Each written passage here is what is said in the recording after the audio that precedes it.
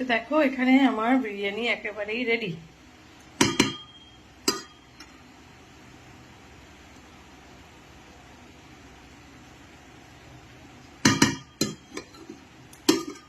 দেখতে কেমন হয়েছে সবাই জানিও কমেন্ট করে।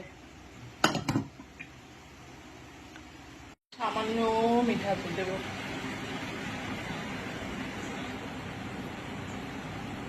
ব্যাস, তো নামাবার একটু আগে একটু হালকা করে বাটার স্প্রেড করবো, হয়ে গেল।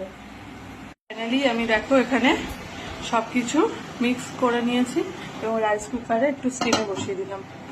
তো 2-3 মিনিট মতো রাখবো, তারপর অফ করে দেবো।